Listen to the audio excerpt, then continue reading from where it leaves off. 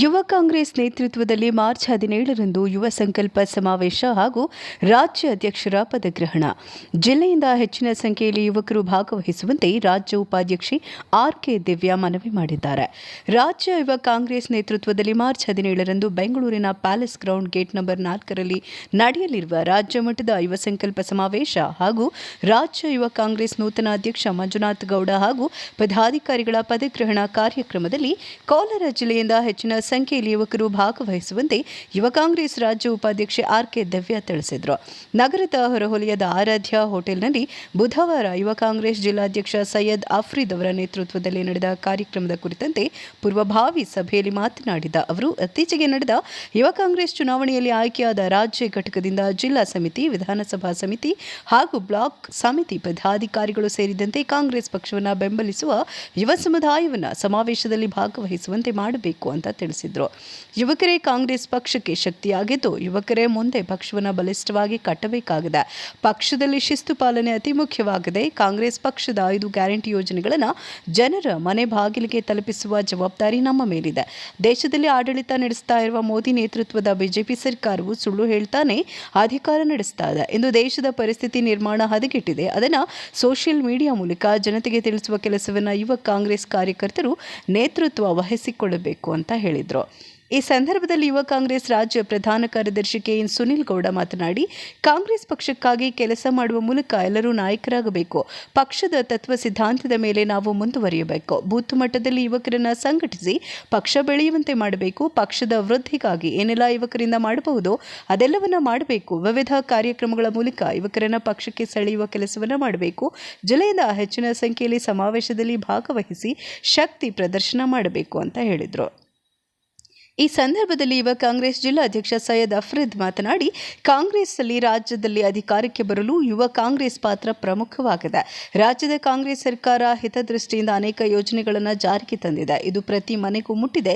ಇದೆಲ್ಲವನ್ನ ಜನರ ಬಳಿ ಕೇಳುವ ಮೂಲಕ ಯುವ ಪೀಳಿಗೆಯನ್ನು ಕಾಂಗ್ರೆಸ್ನತ್ತ ಸೆಳೆಯಬೇಕು. ಜೊತೆಗೆ ಬೆಂಗಳೂರಿನಲ್ಲಿ ನಡೀತಾ ಇರುವ ಯುವ ಸಂಕಲ್ಪ ಸಮಾವೇಶ ಮತ್ತು ರಾಜ್ಯಾಧ್ಯಕ್ಷ ಮಂಜುನಾಥ್ ಗೌಡ ಪದಾಧಿಕಾರಿಗಳ ಪದಗ್ರಹಣ ಕಾರ್ಯಕ್ರಮದಲ್ಲಿ ಹೆಚ್ಚಿನ ಸಂಖ್ಯೆಯಲ್ಲಿ ಭಾಗವಹಿಸುವಂತೆ ಮಾಡಬೇಕಾಗಿದೆ ಅಂತ ಹೇಳಿದರು.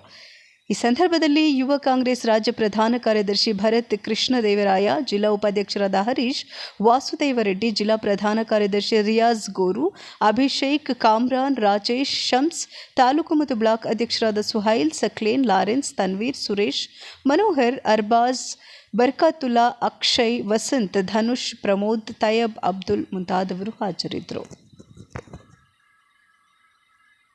ಇವತ್ತು ಕೋಲಾರಲ್ಲಿ ಮೀಟಿಂಗ್ ಪೂರ್ವಭಾವಿ ಸಭೆ ಸೇರಿದ್ರಿ.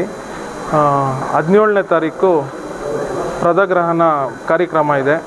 ನಮ್ಮ ಮಂಜುನಾಥ್ ಗೌಡರು ಸ್ಟೇಟ್ ಪ್ರೆಸಿಡೆಂಟು, ಅವ್ರದ್ದು ಪದಗ್ರಹಣ ಕಾರ್ಯಕ್ರಮ ಇದೆ. ಅದಕ್ಕೆ ಅತಿ ಹೆಚ್ಚು ಜನ ಸೇರಿಕೊಂಡು ನಾವು ಈ ಕೋಲಾರಿಂದ ಕರ್ಕೊಂಡು ಹೋಗ್ತೀವಿ ಅಂತ ಹೇಳ್ಬಿಟ್ಟು ಮೇಡಮ್ಗೆ ಆಶ್ವಾಸನೆ ಕೊಡ್ತೀವಿ. ಈ ದಿನ ಕೋಲಾರ ಜಿಲ್ಲಾ ಯುವ ಕಾಂಗ್ರೆಸ್ ಸಮಿತಿಯ ಕಡೆಯಿಂದ ನಮ್ಮ ವಿಶೇಷವಾಗಿ ಹೇಳಬೇಕು ಅಂತಂದ್ರೆ ನಮ್ಮ ಮೊದಲನೇ ಸಭೆ ಇದು. ಈ ಸಭೆಯ ಅಜೆಂಡಾ ಏನು ಅಂತಂದರೆ, ನಾವು 17ನೇ ತಾರೀಕು ನಮ್ಮ ಪ್ಯಾಲೇಸ್ ಗ್ರೌಂಡ್ ಗೇಟ್ ನಂಬರ್ 4ರಲ್ಲಿ ಯುವ ಸಂಕಲ್ಪ ಅನ್ನೋ ಒಂದು ಕಾರ್ಯಕ್ರಮನ ಹಮ್ಮಿಕೊಂಡಿದ್ದೀವಿ.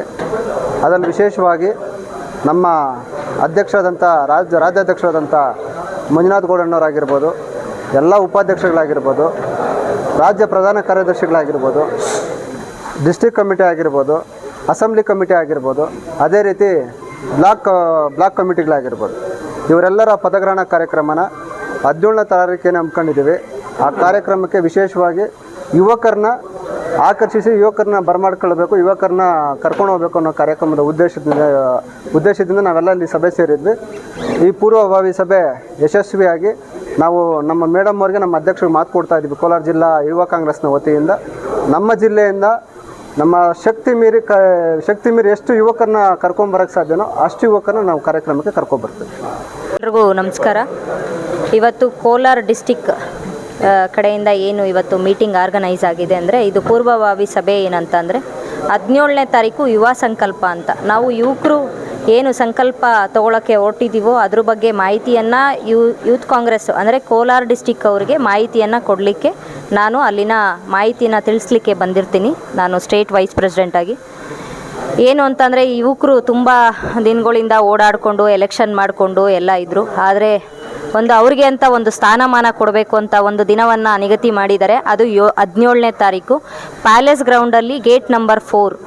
ಅವತ್ತೊಂದು ದಿನ ನಮ್ಮ ಅಧ್ಯಕ್ಷರು, ನಾವು, ನಮ್ಮ state committee, district committee, block committee, assembly committee ಅವರೆಲ್ಲರೂ ಪದಗ್ರಹಣ ಮಾಡ್ತಾಯಿದ್ದೀವಿ. ದಯವಿಟ್ಟು ಇಡೀ ರಾಜ್ಯ ಜನತೆ ಹಾಗೆ ಕೋಲಾರ ಡಿಸ್ಟಿಕ್ ಜನತೆ ಬಂದು ನಮಗೆಲ್ರಿಗೂ ಆಶೀರ್ವಾದಿಸಬೇಕು. ಹಾಗೆ ನಮಗೆ ಏನಾದ್ರೂ ದೊಡ್ಡವರು ಏನಾದರೂ ಮಾರ್ಗದರ್ಶನ ಕೊಡೋ ಅಂಥದ್ದಿದ್ರೂ ಇಲ್ಲಿನ ಏನು ಮಿನಿಸ್ಟರ್ಗಳಾಗಿರ್ಬೋದು ಮತ್ತು MLAಗಳಾಗಿರ್ಬೋದು, ಬ್ಲಾಕ್ ಅಧ್ಯಕ್ಷರುಗಳಾಗಿರ್ಬೋದು, ದಯವಿಟ್ಟು ಬಂದು ನಮ್ಮ ಯುವ ಜನತೆಯನ್ನು ಆಶೀರ್ವಾದ ಮಾಡಿ ಅಂತ ಕೇಳ್ಕೊತ, ಅದ್ರ ಜೊತೆಗೆ ಏನು ಯುವ ಸಂಕಲ್ಪ ಯುವ ಧ್ವನಿಯಾಗಿ ಹೊರಟಿದೆ ಏನು ಅಂತಂದರೆ, ನಮ್ಮ ಅಧ್ಯಕ್ಷರು ಪರವಾಗಿ ಏನು ಹೇಳಲಿಕ್ಕೆ ಇಷ್ಟಪಡ್ತೀನಿ ಅಂತಂದರೆ, ಪ್ರತಿಯೊಬ್ಬ ಯುವಕ ಅಸಹಾಯಕನಲ್ಲ, ಅವನು ಶಕ್ತಿವಂತ, ಅವನು ಬಲವಂತ, ಅವನು ಎಲ್ಲವನ್ನೂ ನಿಭಾಯಿಸ್ತಾನೆ. ಅವನಿಗೆ ಎಲ್ಲವನ್ನ ಧೈರ್ಯವನ್ನು ತುಂಬಲಿಕ್ಕೆ ನಮ್ಮ ಅಧ್ಯಕ್ಷರು ಹೊರಟಿದ್ದಾರೆ. ಆ ಅಧ್ಯಕ್ಷರ ಜೊತೆ ನಮ್ಮ ಕೋಲಾರ ಡಿಸ್ಟಿಕ್ ಯುವಕರು ಕೈ ಜೋಡಿಸ್ಬೇಕಾಗಿ ವಿನಂತಿ. ಮತ್ತು ಅದ್ರ ಜೊತೆಗೆ ನಮ್ಮ district president, Kolar district president ಮತ್ತು ನಮ್ಮ ಜನರಲ್ ಸೆಕ್ರೆಟ್ರಿ ತುಂಬ ಸಾಥ್ ಕೊಟ್ಟಿದ್ದಾರೆ. ಅವ್ರಿಗೂ ಕೂಡ ಈ ಏನು ಕೋಲಾರ ಜನತೆ ಪರವಾಗಿ ಮತ್ತು ನಮ್ಮ ರಾಜ್ಯ ಪರವಾಗಿ ನಾನು ಅಭಿನಂದನೆಗಳನ್ನ ಸಲ್ಲಿಸ್ತೀನಿ. ಎಲ್ರಿಗೂ ಒಳ್ಳೆಯದಾಗಲಿ. ಶಿವಕುಮಾರ್ ಸರು ಕಾಂಗ್ರೆಸ್ನ ಅಧ್ಯಕ್ಷರಾಗಿ 5 ವರ್ಷ ಪೂರೈಸಿದ್ದಾರೆ. ಕೋಲಾರ ಡಿಸ್ಟಿಕ್ ಜನತೆಯಿಂದ ಅವರಿಗೆ ಅಭಿನಂದನೆಗಳನ್ನ ಸಲ್ಲಿಸ್ತೀವಿ.